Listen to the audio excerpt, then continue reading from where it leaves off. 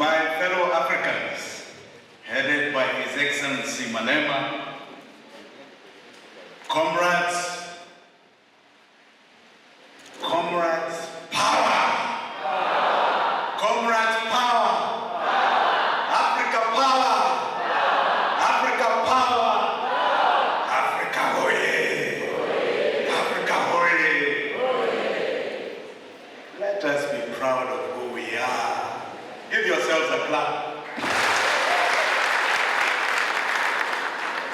Mine will be very brief today. I had thought of saying so much.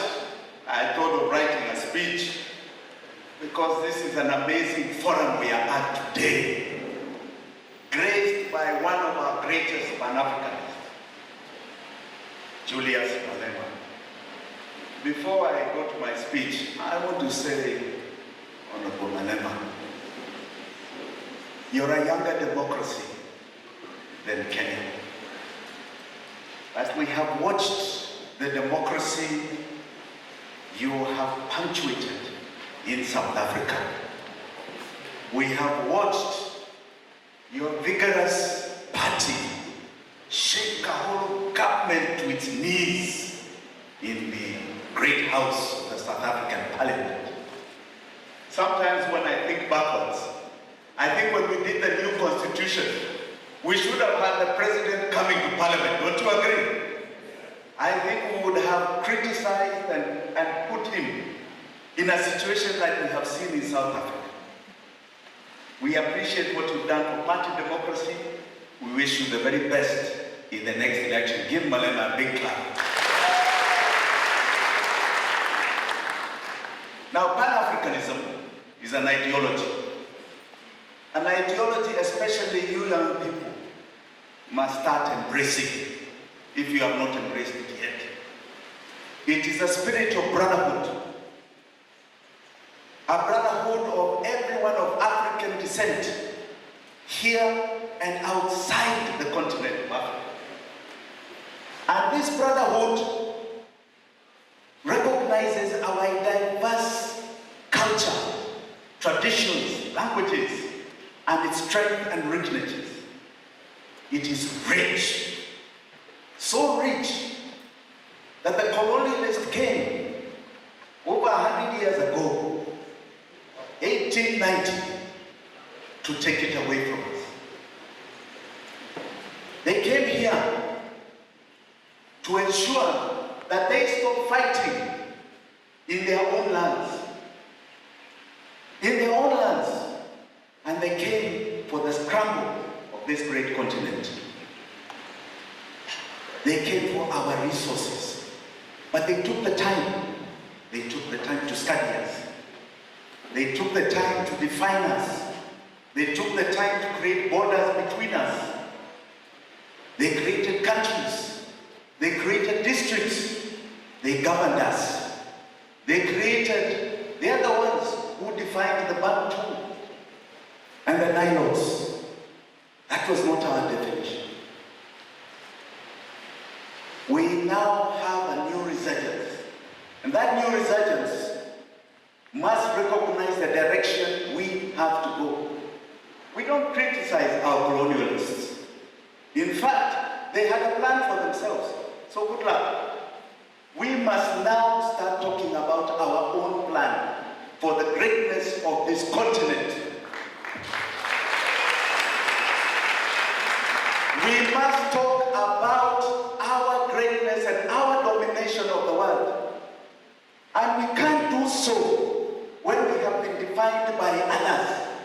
We can only do so when we define ourselves. We are not going to be defined as the dark continent. We refuse to be defined as the poverty-stricken continent. We refuse to be defined as the continent that is full of corruption and disease and illiteracy. We refuse. We refuse. We are going to go forward on the basis of our strengths. And they are known. They are known. If you look at the map of the world, Africa is depicted as a small continent. landmass itself is 30 million kilometers. It can fit the whole of Europe and the whole of America in it, and still have another 10 million square kilometers. We must be very clear. With all the resources we have, 30% conservatively, it is estimated, of mineral resources in the world, 60% of solar power, half of titanium. We go on and on. But the richest is the people. We have 1.4 billion Africans. That is a power that is a fifth of the world's population. And it is a young population. All of you I'm seeing back there. 77% of us are you, under 35. You are tomorrow's producers. You are tomorrow's consumers. The rest of the world is shrinking. We are growing. Recognize your power from here going forward. But your power will not be defined if you do not define yourselves. When the colonialists came here, he did not recognize that we had a philosophy. In fact, he said, we had none. There is even a philosopher, German philosopher, called Maynard, Gustav Maynard, who was a racist philosopher, who said, the African is inferior because he is ugly. That means he has inferior brain. He has no capacity for compassion. We must get away from those stereotypes. Those are the ones that have brought us to a world that is defined between black and white. Our greatness is going to be clearly defined by us defining ourselves. They came here with the Bible, and they came here with a gun. Internally, they had their collaborators. The collaborators that allowed them to perpetuate their colonialism. That colonialism is still here today.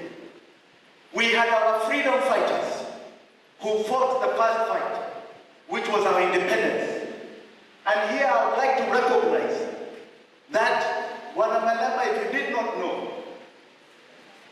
out of the 500 million people of the British Empire that were conquered, only Kenya gave them an armed struggle for independence. Give ourselves a clap. And that armed struggle in Kenya cost a community here 200,000 lives, conservatively put, because records were not known. It was genocide.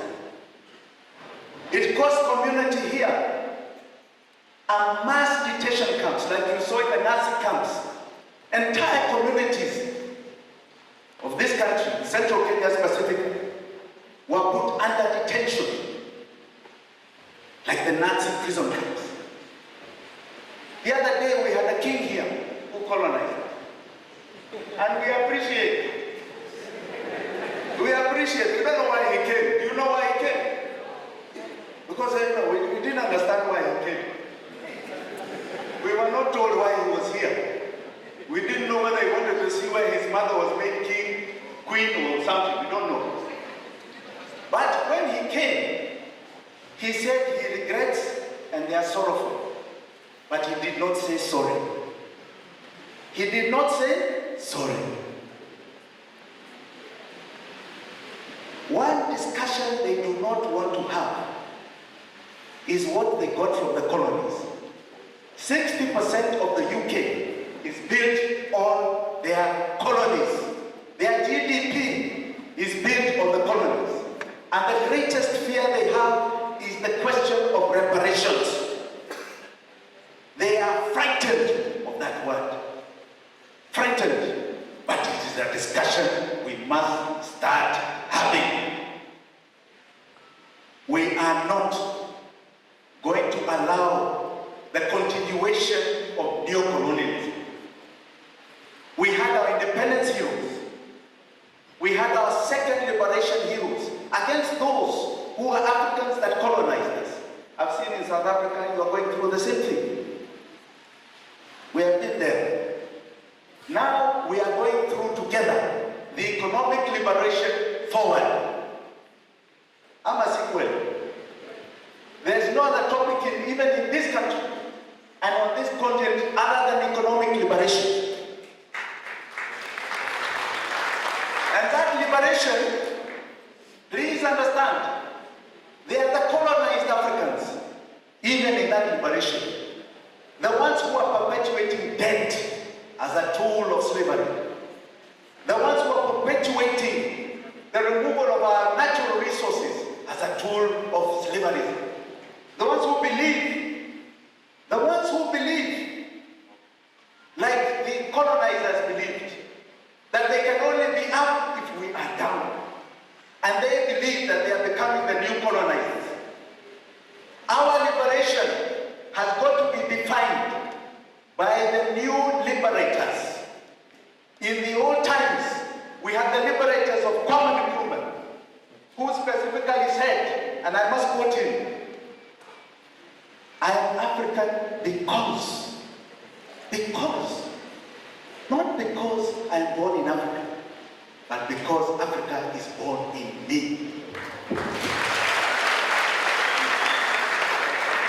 Those liberators, from the ideologies of Marcus Garvey, the liberators of Lumumba, of Mandela, of Nyerere, of Jomo Kenyatta, not the son, Jomo Kenyatta the father.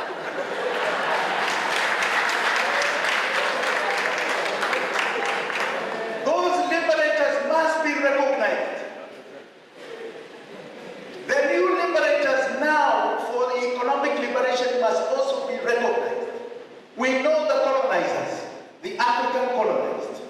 We now must recognize that we must form a union of the African liberators in this struggle for economic liberation. And with that,